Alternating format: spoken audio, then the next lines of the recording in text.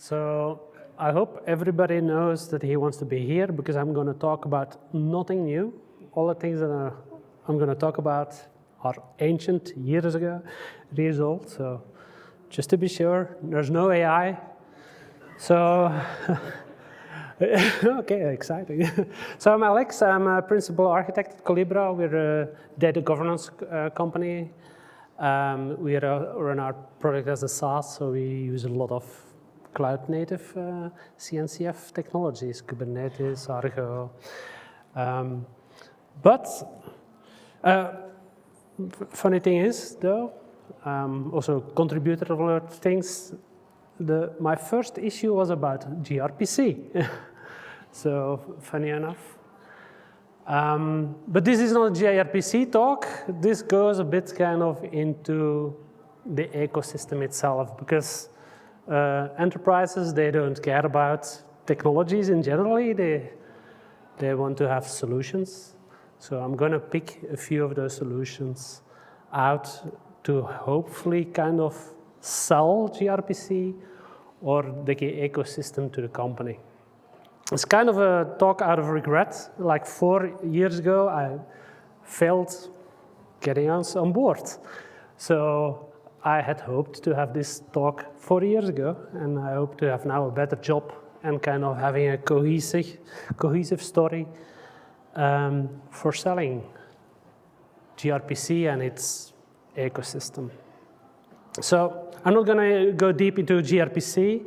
It's a high-performance open-source gRPC framework. I'm going a bit deeper into kind of what kind of the special things that are making it a good fit for enterprises. So I'm going to even go deep, would be surprised, into the binary format. I'm going to explain a few things inside, because it's not because you use gRPC, you know why it's doing things. So I'm not going to go over the complete spec, but a few highlights that are important for a story.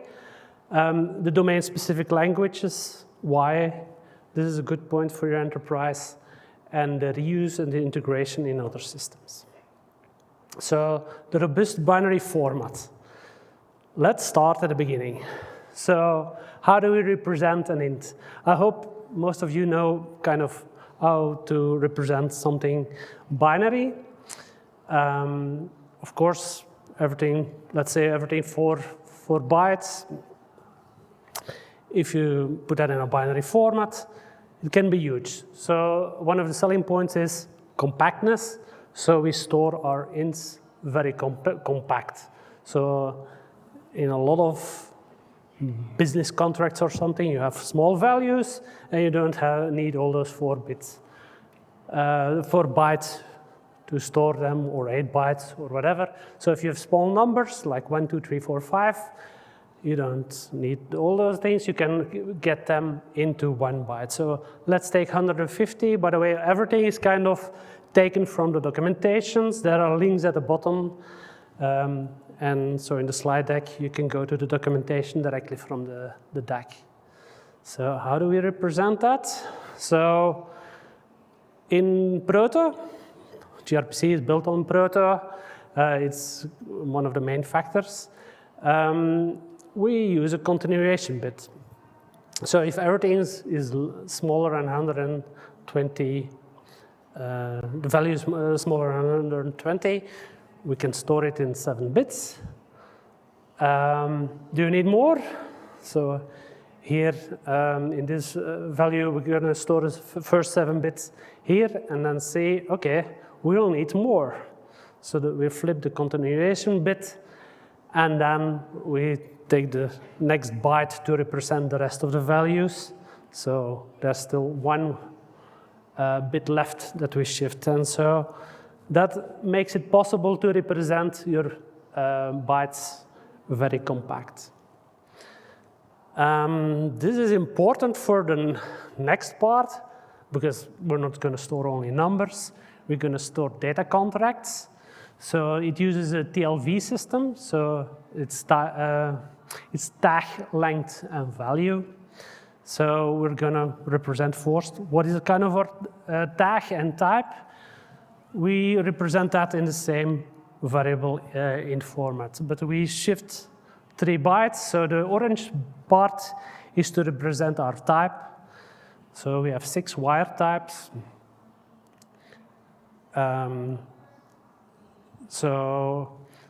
First of all, the tag, it is important. So I read somewhere kind of a combination, a comparison about binary formats, and they said like the tag is a bad thing because you have to, in your contract at the bottom, there's a proto contract, put numbers after your value. So A, B, C, or foo is 1, 2, 3. Those 1, 2, and 3, those are the tags that are stored with your binary format. Instead of in JSON, that the complete name is stored into the contract over the wire. Here it's just a number. Makes it very compact and is also used later on for some compatibility things. So the tag is very important. And then the wire, the 3 bits at the end, has 6 wire types. 2 are already deprecated, so it only has length, variable int. We covered that one, and fixed 32 and 64 bytes. And that's all. With that, you can do everything on the wire. So that 150 bytes, this is a complete representation of that. Very compact. If we extend our character with our contract with extra fields, for example, embedding another message in there, we use the length, have a length, and then the embedded value there. So this we'll go in later in why that's important. But that's the basics that you have to know. Another interesting part that builds on top of that is unknown fields. And this is a very important concept, this makes that the LV systems make your binary values parsable without having a schema. If you compare that to Avro, you really need a schema up front, because otherwise it just kind of bites and you don't know what to do with this. The outside contract drives how do you parse with it, while in Proto, that tag system actually, and that length and that type system within that binary contract, you can parse it. So if you don't have a contract outside that you have here, for example, you can parse that, but they are all unknown for the system that parses it. But it makes it a very interesting concept for extending contracts or systems from different ends. For example, you have your producer, a system that filters, and a consumer. It's not really gRPC, but you can also do that on an API contract. You can involve your client and your server differently. So say you're a consumer that knows the first name, last name, an identity, and you want to expand it. You want to add a social profile, for example. And you add that. Your client doesn't know that yet, but your system has expanded that. So you have a producer. You are filtering for maybe on a system bus. You're filtering only on my own name, Alex from Boxel, only if that one, then it goes to the consumer. That works, of course. Only the consumer has extended its contract. It knows a new field, but nobody's producing it. Fine. Then the producer now knows it, adds more information. The social profile is added to the system. The filter is still filtering, but it doesn't know about those two new fields. So a filter gets that my own name with my new social information. The filter It says, okay, I know that I have to filter Alex, and the social are unknown fields. Fine, it just passes them along to the producer. So because it knows unknown fields, it doesn't know about that. It needs to keep them though and pass them along. So that is actually really built on those tag system, because like it has just number 3 and 4. Okay, 3 and 4, fine, I'll keep them and I'll pass them along. This is pretty important. Okay, so this is the final contract. We will never have to fix the filter again. Another important concept on the binary level is that your proto definitions can be stored in proto itself. And it's very important, and that's called descriptors. In proto, so it's also always kind of baked into when you have code generation. And so you have a unified way in every language to actually have your system parsable. In gRPC, this is kind of much used in server reflection. gRPC itself doesn't define a lot of kind of interfaces, but the reflection is one of them. It uses that system so that you have your proto, can describe that in proto itself, and so you have a wire system that actually with a client can define and actually find it. Let's see if we can quickly do a demo of this. Let's see. So Bruno is one of my favorite clients.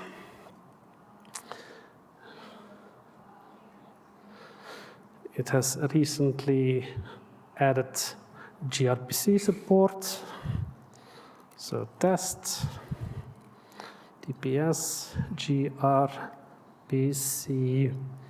bin. It's kind of a public test server. So what it does, it contacts the server, hopefully, yes.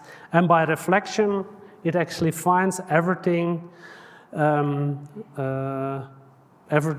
interface, every service, including all its methods, and including the contracts, how to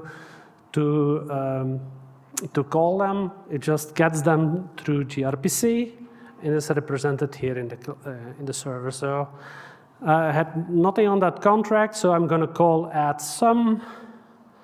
So 1 and 2, just to make it easy. And we just call this hub. It does a call.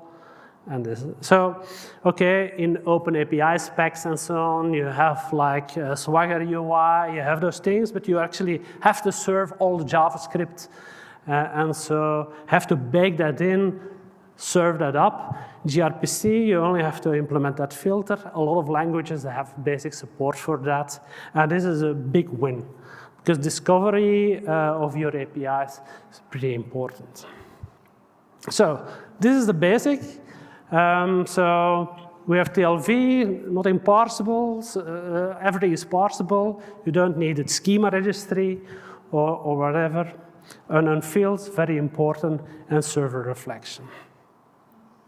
And if you want to have a comparison between JSON and binary, certainly if you have to pay for the network traffic or things over the message bus, you'd save some money. Less money always sells as well. And then next up, the domain-specific language. So it's a node tool. So you can actually have node tools to actually create those contracts, because it's pretty straightforward. It's, I'm going to say, not for every product manager or program manager. So we actually, if you have a pretty mature organization, a PM should be able actually to start creating contracts. It's way friendlier than doing things in YAML. So we all love YAML, but that's not for the most business-oriented people. YAML is more scarier than this. It's still scary, but like it has some friendlier way for diffing it as well. So it's easier for a less technical person to dive into. You have to train them, but it's a bit easier. The file structure, so they describe the file structure, how to organize your protos. This is very important if you want to actually do versioning. This is actually a very big selling point for gRPC or Proto in general. A very good way, or very good described way of doing versioning. So you have like all those composite files, but one of the rules is if you kind of jump from one version of another, you define everything again. Never import from the different versions from your own domain. You could like import from common sections, but never if you evolve a new version of your service. Just copy it all over, and so it's easier. Then after a while, you can really throw those things away. So if you really have a breaking change, again, bump the version. But as we'll see, there are very good constructs within gRPC that it's harder to break your contracts. So a good example is the Google APIs. So that's typically how they do that, is like adding v1 alpha, beta, so when in their development, when they go in GA, they version it to version 1. So the evolution by tag, the TLV system that was binary, that in the binary representation, that makes it possible to do easy evolving your contracts. So that the numbers defines what is in the Protobuf format. You can jump, you don't have to specify everything. The smaller though your number, the compacter it is. Primitives, all messages like that. Also a good selling point is the inline documentation. So the inline documentation that you have here, they are also stored in that descriptor. So the descriptor has that documentation built in. It's compiled in there. So if you do server reflection, you also have the documentation in there. So that's also a very good point. Deprecation, so very part of your evolution is adding deprecation. There are deprecation flags. So you start with adding a deprecation. You're having comment that will go and be removed in 3 months. Again, there is kind of a pointer into the open telemetry spec of where they did that. So you can click on that and see how they do deprecation. And after that, you actually just remove them. So you can remove fields without breaking any of the contracts. So if you have still old consumers, you will see those numbers. If you have like an old producer, a new consumer, they will see those numbers, but they won't crash because it's parsable. They will just see it as unknown fields. A good practice is to reserve them in your contract so you never reuse those numbers ever again. An interesting thing is that you can start doing renaming of fields because gRPC over Protobuf is really contract first. It's almost impossible to do it the other way around. Okay, the code will, if you do a rename, you will have a compilation error, but at that time you can fix it. The nice thing is that you are binary compatible. So if you have no semantic, so no binary difference on the Y format, you do a rename in your code. So if you had a typo, you don't have to live with that forever. Okay, at compile time, you have to fix that typo wherever you actually compile that in. But that's the lesser of the evil, at least it stays binary compatible. There are very good API guidelines, the Google API design guidelines. If you really want to stick to a good standard, that's a good one. The Uber one, it is also based on the Google one, but they have some other conventions. There are a lot of blog posts out there. And the Buff build validator for validating your proto files and gRPC files, they support those formats. And you can define your own rules with that. So if you start with that, certainly have a look at Buff for kind of doing the evolution, making sure that you don't do anything wrong. So it enables the domain-specific language, has a good versioning strategy, good way for evolving your contracts. So you can have a long way that you stay in that V1 because you can remove fields and all those things. If you have to break, you bump. So then the last section, so reuse. That's a very important factor, is the reuse of messages. So Proto in generally, I think it's most, well, if you use messaging, Proto is a good choice. If you have RPC, gRPC is a good choice. If you have both, they're certainly a good choice because you can really reuse contracts. In generally, you build kind of your directory services service v1, and you define your gRPC methods, so RPC methods.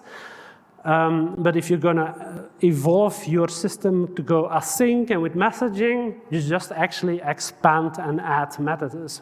Or you just use what is already there, or you expand those messages in there and reuse them. Everything is all together. You have the same tooling, and very important, the data contracts, data objects that are being generated from that code are all the same. There's no difference. Because if you do it open API spec, there's no really definition. You have async API, and it's a completely disconnected tool chain. They create completely other objects while they are actually the same. So here, same tooling, same objects, and it's a very important selling point. And another important thing is that is a canonical way of having going from Proto to JSON, because there will always be ways that you have to kind of communicate outside of your organization, and having a single way, really spec'd way to go to JSON is a very important spec. So this is meant from going from Proto to JSON. It's not meant to have, hey, I have like this complex JSON structure. How do I go to Proto? It's only single direction. Another important fact built on this is the gRPC JSON gateway or tooling. It's a different toolings. Depending on the use case, so you have a Go gateway, or you have built those things into gRPC, into Envoy. It is a way to create a REST interface from your gRPC interface. It's created by Google, so you have those annotations that you can import, that you can then use on your service definitions. For example, this defines, this is my normal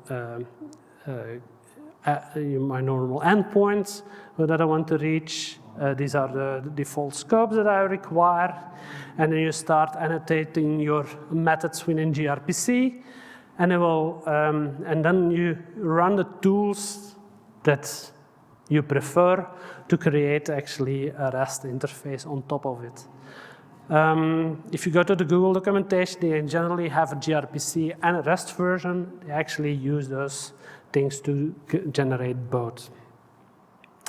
And that's all available for you to do that as well. So the gRPC gateway It's part of the gRPC ecosystem. It's a Go gateway that you can give it those definitions, and then it creates the REST interface. It's also built into Envoy, so just give that the descriptors to the Envoy filter, and it will make a REST interface out of your descriptors.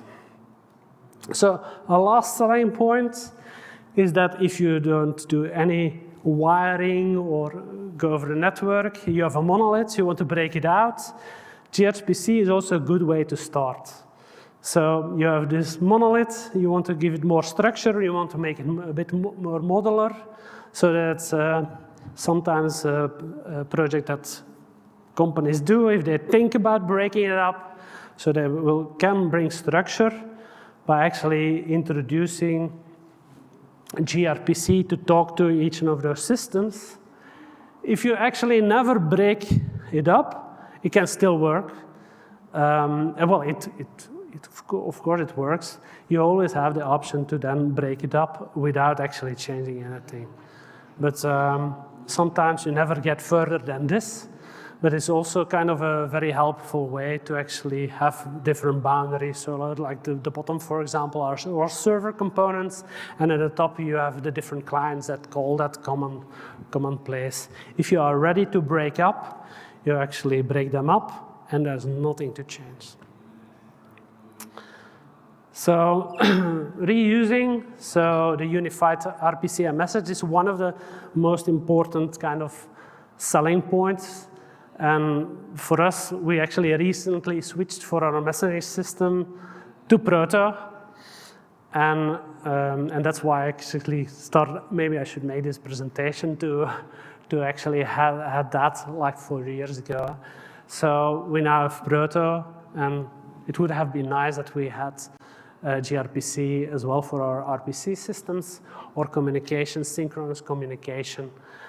Because now we have 2 different systems, 2 different contracts. This is one of the biggest selling points.